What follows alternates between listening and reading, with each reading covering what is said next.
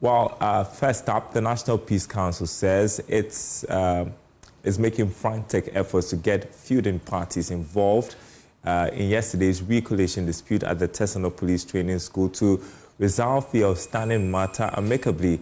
The National Democratic Congress has called on the Electoral Commission to halt the entire collation process for the remaining constituencies.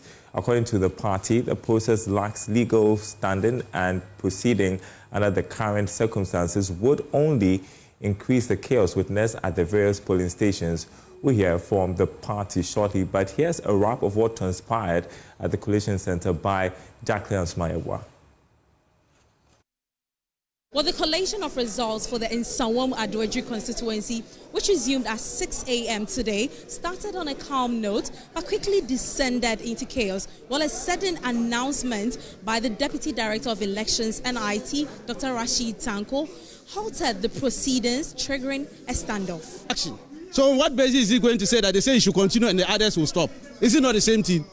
We are doing the same thing. It's an emergency IPAC meeting. It must stop. This process must halt. Let's go for the IPAC meeting. Whatever comes out of it, we will come and continue. You mean for all the other constituencies or just every process they are doing, and they must halt it. However, the MPP party executives, led by the General Secretary of the party, Justin Frimpong Kodia, challenged this claim and insisted that there's no such meeting. Tanko is here. Tanko is here. He is going to IPAC. There is a means whereby they communicate to us when there's going to be IPAC. I'm daring him to prove to us, to give us evidence that IPAC has been called. Ask him. Because normally when there's an IPAC meeting, they once sent us a message by text followed by a formal letter. Let him prove a text showing there's an IPAC meeting. Give us a proof that there's an IPAC meeting. The director here confirmed that instruction has been given to him that no one has called him. Stop the process. That have you been called? Have you been called? Ask the East officer. Has he been called? No. So how can you come and lie here? I'm telling you the fact. The fact is, I'm telling General, I'm telling you the fact that there's an emergency IPAC meeting to be held this morning. When there's an IPAC meeting, they communicate to us. Then you will find out from this. MPP, no one has communicated to me. So the tension escalated when the NDC's Director of Legal Affairs, Eduji Tamaklo, arrived at the scene to disclose that the party had applied for an injunction, arguing that the process could not proceed under such circumstances. To restrain the Electoral Commission from doing what they are doing.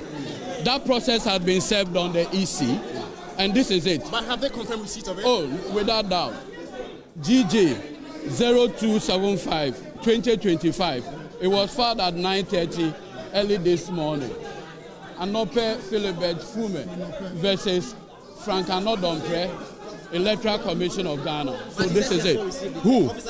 No, it's not to be, but he is an inferior officer. If I serve them, the court will not even take me serious. I have served the head. No, I have served the head office, and he has to stop. We have brought it to his notice. But does that affect the fee that were declared yesterday? Which one? No, this one is specific. This is specific. Specific for the Nsawam. And this is where we are now. We are within Nsawam now, and this is the process. It doesn't matter. It's a court process. I'm sure somebody like Fenyo Makin will not disagree. You know what he did with the Speaker of Parliament, with injunctions and all of those things. And that is exactly what we have done. Yes. We have served the Electoral Commission. Moments later, chaos erupted as the NDC also refused to allow the process to continue, while party members and the EC officials were seen in heated arguments, forcing an abrupt suspension of the process. MPP candidates for Nsawam Adwedri constituency, Frank Anodompre, expressed his frustration. It's the first time I'm going through such an experience. Tomorrow will be a week since we had elections, and still the results have not been called. It's not good enough. And if you look at happenings between the parties and the EC, one can say that it's a self-inflicted wound, because the CI gives the EC the mandate to give copies of results to the parties, and then the EC has the original copy. So if the EC produces the pink sheet, it is reasonably expected that the parties will have copies, which was prior given to the parties. But so if one party says that I don't have a copy, it will not nullify the mandate given to the EC to call the results. Unfortunately, the NDC, that has been their modus operandi. Meanwhile, the majority leader and the MP for the Efutu constituency, Alexander Afenyomarkin, weighed in and criticized the NDC for what he described as a disruptive approach from the opposition. That our colleagues on the other side were so uncomfortable with the process. Some artificial delays, some pretenses, and something that was very striking. In the evening, when some of their leaders came here and they were telling us that, oh, their foot soldiers were amassing outside and that we should delay the Nsawoma Dwejiri, I said, why? So if they win, it means that we've won all the 4 and that their foot soldiers will not be happy with them. I said, why? You know, so all of you know that Honorable Anodompe has won and that you are only trying to frustrate him. That is not democracy. And when you talk, they want to threaten you, posting stuff on social media with Standogbe, attacking me here and there. But me, I'm not perturbed. We are not here to fight. MPP, we don't believe in all that chaos and all. They have won the presidency. That is fine. You've won majority seats, that's fine. But the situation where you want to use some, what I will call some Takashi and Patapa to snatch seats that have been won by other constituencies of that MPP has won, that is unacceptable. The uncertainty surrounding the Nsawam Adreji constituency reflects the heightened tensions. While party agents and election officials await the next steps, the eyes of the nation remain on the constituency, hoping for a resolution that upholds the integrity of the electoral process. Reporting for Joy News, I'm Jacqueline Ansama Yaboa.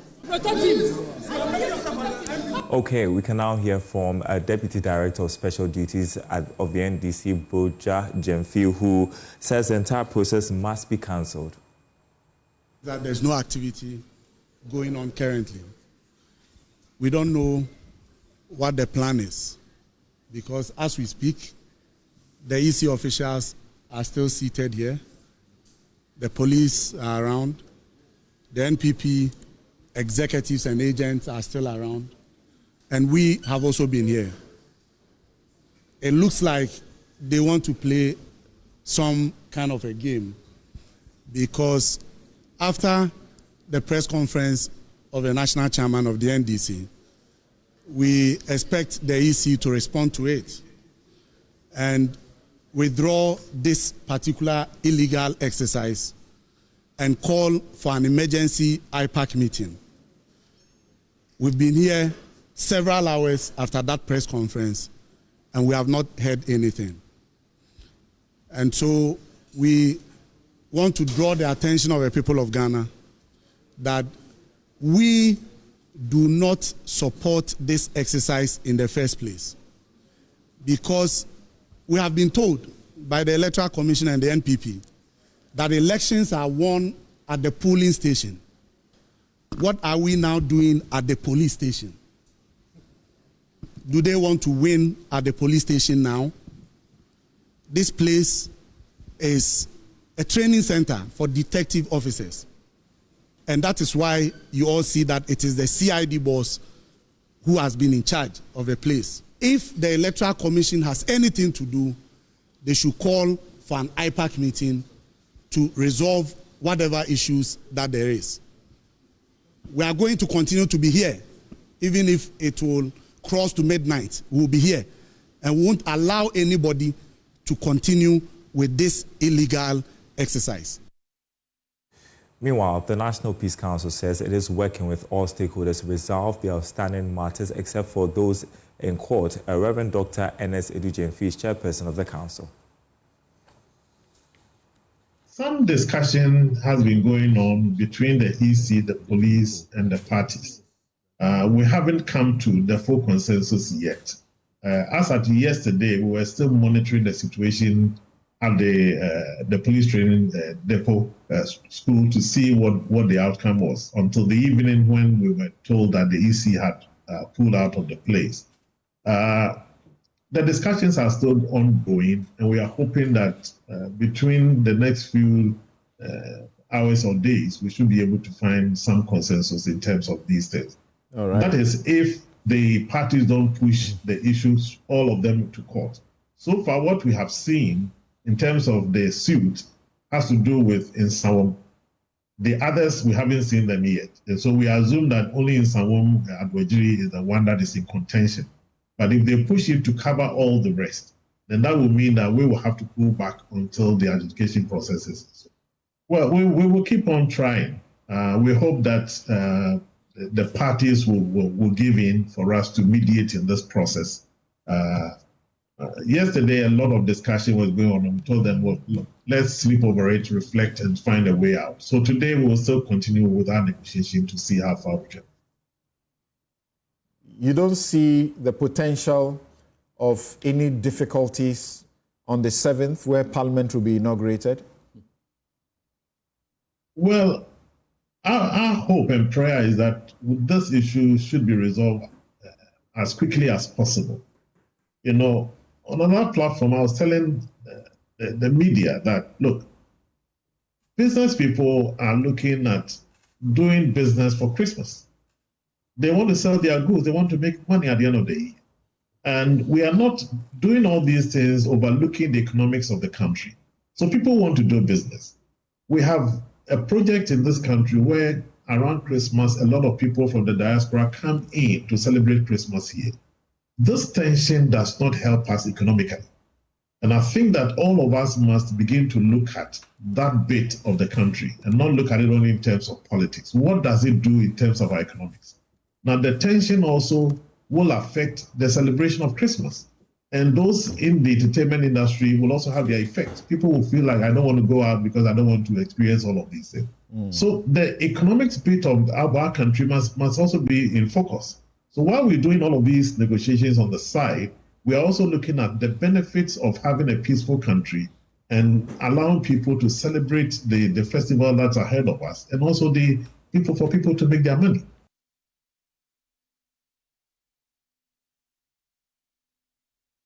While still on the aftermath of the election, conflict and security analyst Kenneth versus Abwaje has blamed the Electoral Commission for the chaos that has characterized the recollation of disputed election results in some constituencies. Kenneth versus Abwaje says the EC failed to carry out its mandate in the disputed areas and should take responsibility for the outcome.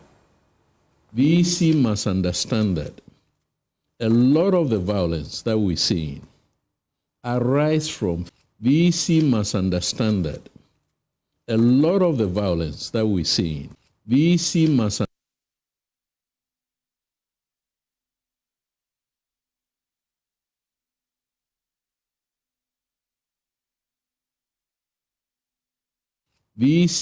understand that a lot of the violence that we're seeing arises. The EC must understand that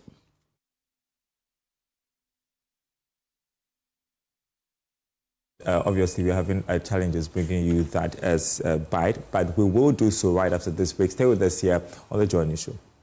All right, welcome back to the Joy News Room. We'll continue to cover stories in the aftermath of 2024 elections. Conflict and security analyst Kenneth versus Abwaje has blamed the Electoral Commission for the chaos that has characterized recollation of disputed election results in some constituencies. Kenneth Abwaje says the EC failed to carry out its mandate in the disputed areas and should take responsibility for the outcome. The EC must understand that a lot of the violence that we're seeing arises from failures on how they've managed the system. Exactly. Therefore, even if they are not directly responsible for security, they take responsibility for some of the violence and the destruction. Yes. Now, I want Ghanaians to appreciate that what is going on, or the violence that has occurred, can be explained in this way. First of all, there has been political vigilantism. Nyankpala and Ewutu-Senya East and Ebuakwa North are clear examples of people who are politically exposed, indeed who are even members of parliament, have resorted to the use of violence by their bodyguards and so on and so forth, upon instructions that they must do A, B, C, D. So political violence has not been resolved. Now, the Abuakwa North one is very interesting because one of the culprits, one Mr. Ernesti Abua, a.k.a. Double, was involved in Ayawaso, West Rogon. Reference what the Emil Short's commission said. This man has not suffered any consequences. Then he goes back, how many years later? 2019, 2024, goes to Abuakwa North, and then he shoots again. I think they shot 2 people.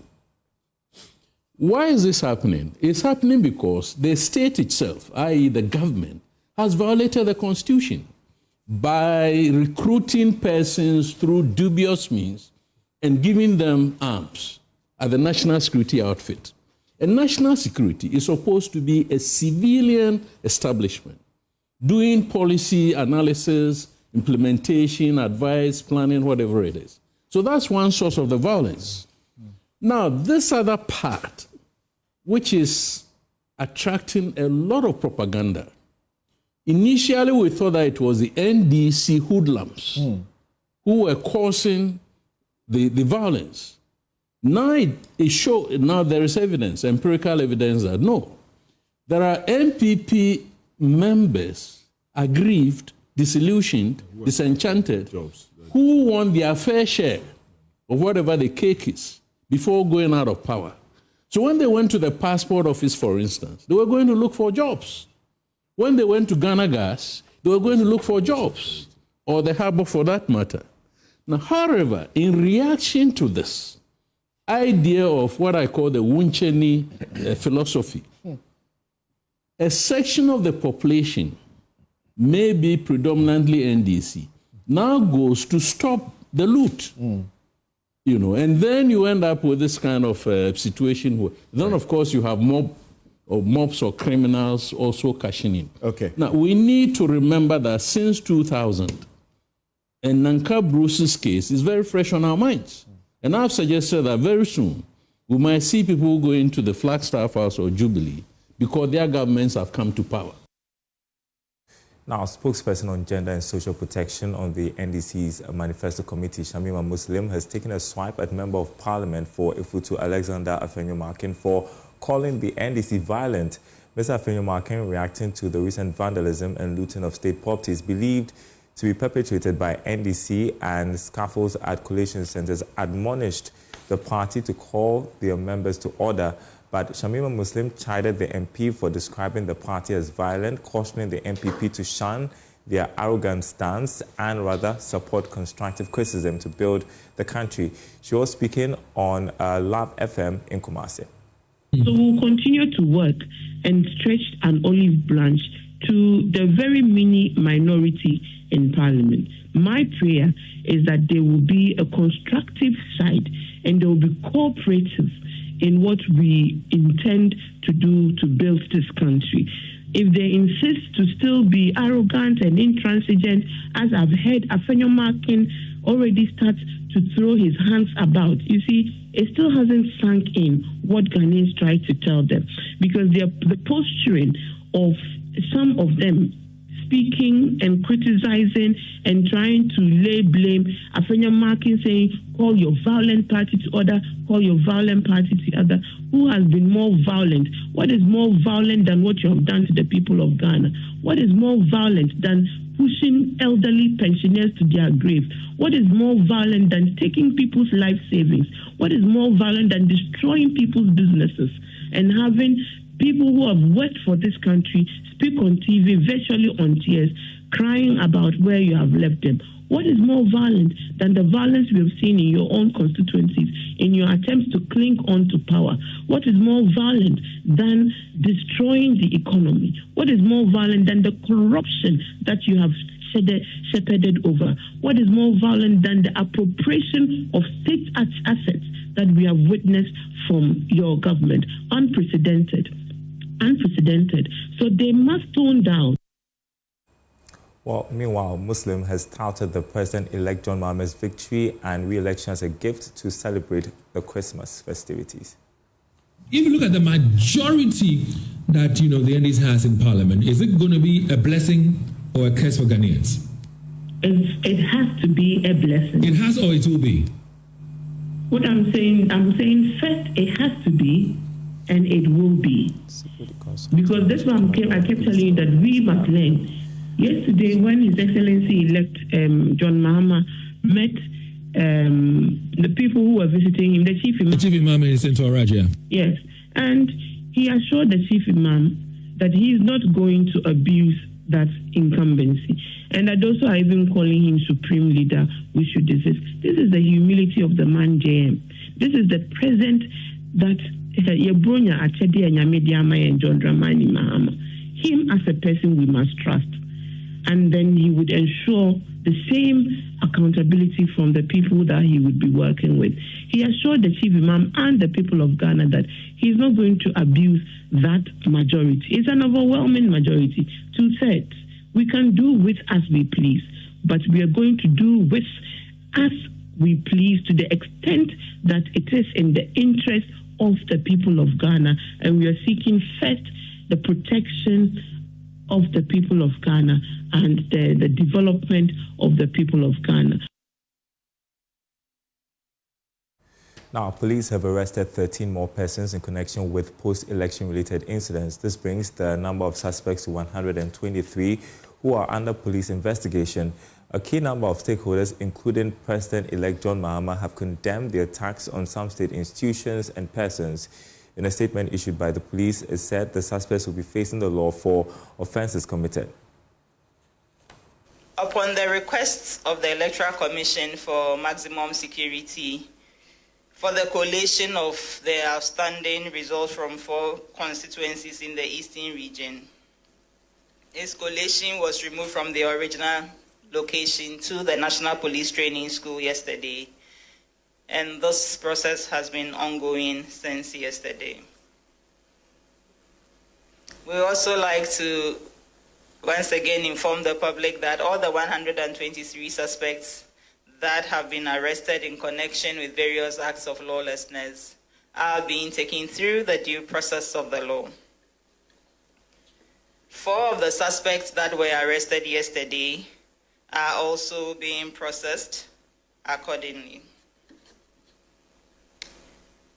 We wish to assure the good people of Ghana that the police will continue to do our part to ensure there is security, law and order across the country.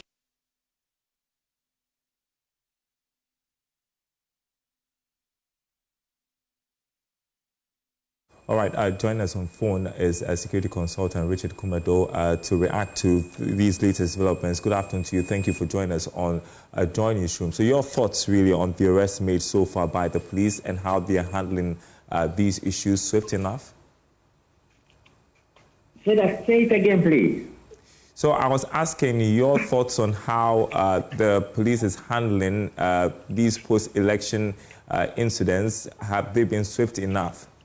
No, there was a delay, and there was about 4 or 5 days. And when Dampari came to the fore, I think they were a little bit in a rush, and they went out there just to clean up the space. But I think this should also be part of the election review management procedure, that they will need to look out and realize where the mistakes actually came from. But overall, it has been stabilized a bit, but police was very late. Aggressiveness wasn't there, precision was not there, and that created a problem, particularly on the issue of election and election-related activities. Those are the ones that borders on looting and stop looting and the chaotic things we've seen. I can't say it took them by surprise, because that has been the relationship we have between NDC and NPP to announce who has won and who has lost an election. We will need to play safe with it because it could get us a fan. Yeah, would you say that the security agencies perhaps underestimated these post-election incidents and so didn't adequately plan in the aftermath of the elections what could possibly happen? No, I think the Dampari overlooked it. And I think even if he did, he underestimated the spread. And the spread and the degree of the effect is what has created problem for the public safety challenges he has to fight. His attention was also diverted to do with election-related activities, which has nothing to do with the police, and he has everything to do with the Electoral Commission. If you remember when he put out the blueprint, some of us were of the view that that was about 30% work done. It projects strength, it projects preparedness and readiness. But we caution that many of the key performance indicators will actually be assessed on the day of election. And I also said that there were things that will happen on election ground that go way beyond the remit of the police, and they are going to be election and electoral commission work to do. Nobody listened, or we pay less attention to it, and it took them by surprise. Just after the election, a day or 2 or 3 or 4 days, we expect Dan Parry to come to the fore, and Dan Parry did not. He came to the fore a little bit too late, and I wasn't too happy with that. Who is me not to be happy? But this is Dan Parry that there are a lot of calls on his head, and people are saying all manner of things against him. I think he should concentrate in dealing with the public safety challenges and dealing with the issues as a professional police officer, instead of creating the premises for Electoral Commission to do many of the things they are doing, which could have been done outside of the Tesano Police College. Well, we've heard voices like the President-elect John Mahama condemning the attacks and calling on, his party members supposedly perpetrating these incidents to put a halt to it. Is that enough in calming the situation? Definitely, John Mahama knows that if the threat continues and it escalates, handover will not be done. Public safety challenges could create problems for him. There could even be a military takeover. There could even be a coup d'etat. He is aware of many of these things. So he is calling for calm to prevail. What is surprising is the vice president, who is the board chair of the police council, and I think he needed to do a little bit more. Because you see, in every democracy, there are 3 things that hold it curve. Accountability, rule of law, and responsibility. I think we are creating the premises in this country where public safety challenges in relating to elections is going to continue for a very long time. That is to say that we are not holding people for the job we've given to them. There's less accountability. Rule of law seems not to be working, and people are not responsible for anything in this country. As a process, in every election going forward, you will see people voting, and they will have to defend those votes with their blood. And that means that there's going to be a little bit more gunshots. If we don't want it, let's arrest the people. Let's prosecute them now, irrespective of the party they belong to. And that is the only way that is going to send deterrence to some other people. Because I have been of the view that with my competence in security management and security intelligence for over 28 years, no punishable of offenses will always rationalize bad behavior and promote antisocial tendencies in society. And we have allowed it over time, and now it is getting out of hand. Well, when you say the vice president should do more, you're talking about swift prosecution, arrest and prosecution of perpetrators? Definitely. And he needs to put pressure on the police. Because in one of the letters, in one of the narratives where the vice president was purported to have issued a statement, he was calling on John Mahama, the president-elect, to come to the fore. I don't think so. He's still our vice president. The president, the commander-in-chief of the Ghana Armed Forces, is still our president. And public safety challenges falls under them. And insecurity is something they have to be concerned about. And instability is something they have to be concerned about. So instead of calling the president-elect, I think they will need to meet as quickly as possible and find a way of addressing many of these things that have characterized our elections since the year 2000. From the year 2000 to where we are now, we have not been able to deal with issues of who wins election and who loses election. And the only way to know as an onlooker is to see who is looting and to see who is destroying and to see who is hijacking assemblies and toilets and many of those things. I don't think this democracy is working, and I don't think our governance structures they are being enhanced, and I don't think our politics is producing the results we want.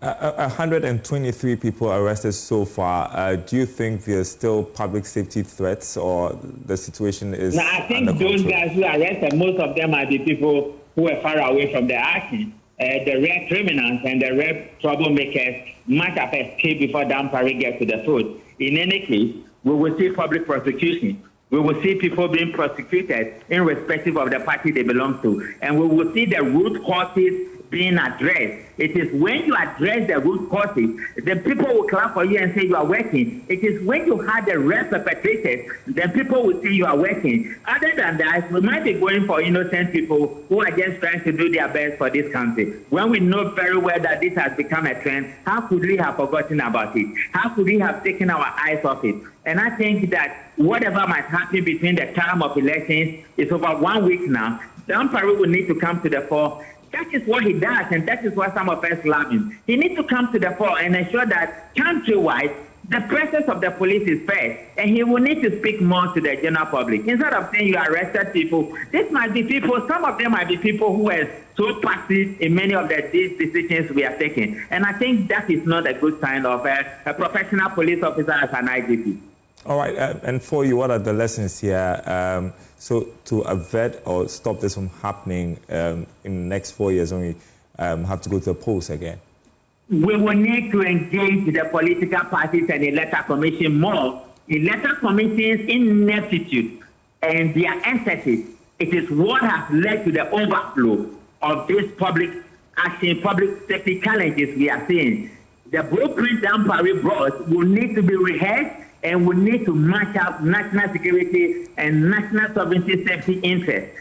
That is to say that we will need to engage Papa Police, we will need to engage the electoral commissioner, we will need to engage the parties a little bit more. Not what they do at the IPAC meeting, which never produce any results. Number two, there also has to be public education programs through NCCE and awareness creation. Then thirdly, we shouldn't shy away from our responsibility to act as law enforcement officers. This whole thing about NTC, MPP, equalization and squaring it up, and police people being threatened that when my party comes to power, I will transfer you, has weakened the hands of the law enforcement officers. So that note, I'm saying that let law enforcement officers be bold and be bold enough to take the bull by the horn, irrespective of whoever falls to the law. And that is the only way they will respect them as law enforcement officers who are capable of enforcing the laws of this country. I have always been of the view that as a nation practicing democracy, let's have what I call crime justice unit within the police service or elsewhere. Let's look at the influence of the justice system on crime prevention, and let's look at the work of crime prevention officers, that is the police, as relation to how successful they have been in prosecuting crime. Because sometimes they also face challenges from the court, and the court seems not to understand that once you allow the bad boys into the space, you create public safety challenges. And this has to be done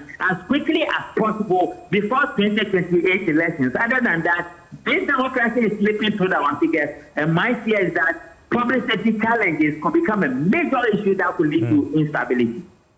Richard Kumendo, thank you so much. Excuse consultant speaking to us there. Enjoy your weekend. Now, the outgoing government is fighting off claims that it is unduly making last-minute recruitments into the public sector. Their action comes in the wake of claims by President-elect John Mahama that all ongoing significant payments, recruitments, and other such activities should be submitted to the Joint Transition Team for consideration on a case-by-case basis. A statement signed by spokesperson of the Mahama Transition Team, Felix Kwachiofosu, said it was agreed this will bring clarity to the status of these payments and recruitments and offers an amicable structure for addressing the issues involved. The statement said all public officials are therefore strongly encouraged to comply without fail and resist any undue pressures. Maxwell Agwagwa has more in this report. During the first sitting of the committee, the Mahama Transition Team flagged the planned payment of 240 million Ghana cedis to an entity that had conducted business with the Electricity Company of Ghana. It also raised concerns about some last-minute recruitments. Here is spokesperson for the John Mahama Transition Team briefing the media on what transpired at the second sitting. Well, I think it's gone well. As usual, it's been cordial. We have ironed out critical issues. First of all, the scope of the full transition team was laid out today. Beyond the 3 subcommittees that were inaugurated the last time, other committees have been formed on various thematic areas. and they'll be getting to work immediately. They've been populated. Provision has been made for support from technical persons, both on the government side and on the NDC side. So we expect that they will get to work immediately. We have received both hard and soft copies of the handing over notes. So we will be looking through them in the coming days, and it will inform the work that the various committees do. So it's been quite fruitful, and we hope to get to work immediately to get this over and done with. There's no issue of a budget. We have made it clear that we are not going to burden the states with any amount whatsoever regarding budgets. The most we will need is office space and some support staff, that's all. So there's no issue of a budget. In a statement released later by the John Mahama transition team, it announced that it has now been agreed by both teams that all ongoing significant payments, recruitment and related activities must now be submitted to the joint transition team for review on a case-by-case basis. Spokesperson for the outgoing government transition team, Fatima Abubakar, has justified the recruitment and payment, saying President Akufo-Addo was given a 4-year mandate and everything is being done in accordance with law. Because we make it appear as if some of these processes just come out of the blue. It is not every institution who will even have the financial clearance to embark on these recruitments.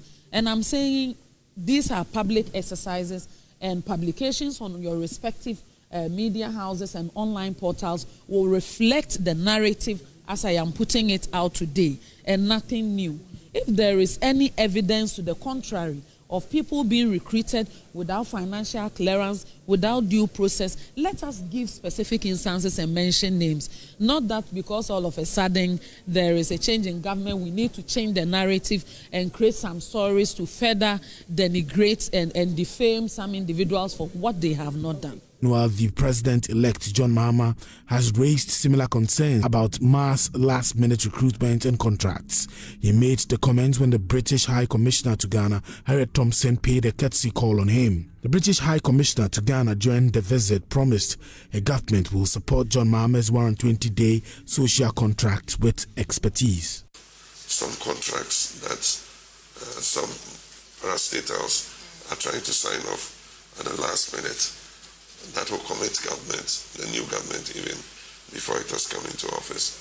And so it's something that we've raised a signal about. And it's my hope that the Joint Transitional Team would take a look at it and deal with it. There are also reports of last-minute mass recruitments into all the agencies, which will be a liability on the new government. And so that's something we've asked them to take up at the Transitional Team meeting and see how we can deal with those issues.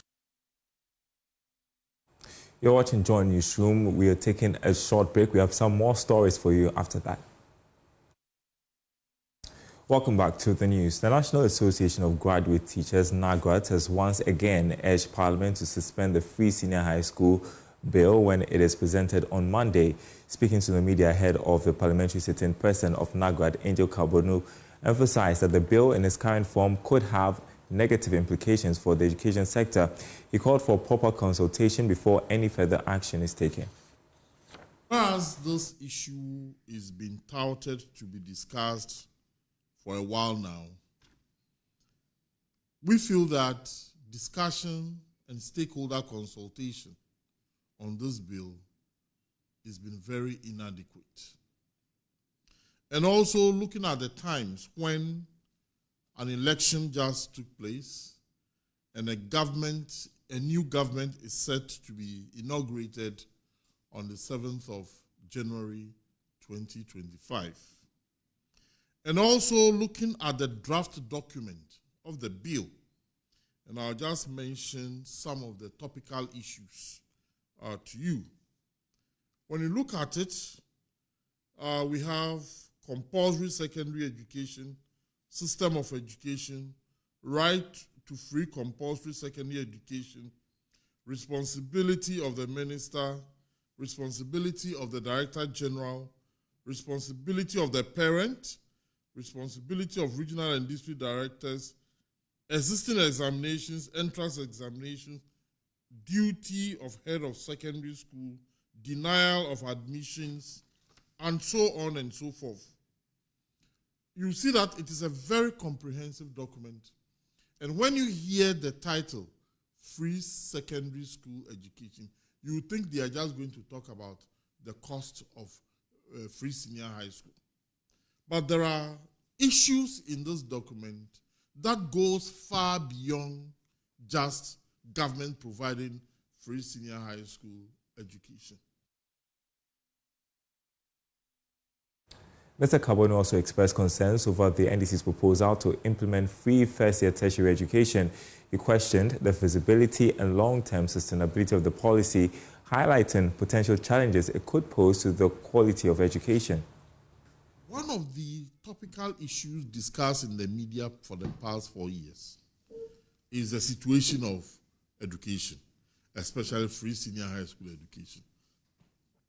But unfortunately, that formal forum where we can all sit down and have an in-depth discussion on funding, on whether funding should be for day students or for boarders, whether buffer stock should be distributing food or the school should buy their own food, which is even come to the stage where we are running double track, where teachers are complaining that they are not having rest, where we are having a situation where the children are going to school in such a manner that there is no sanctity with regards to time, and what role parents can play in the education delivery of their children currently.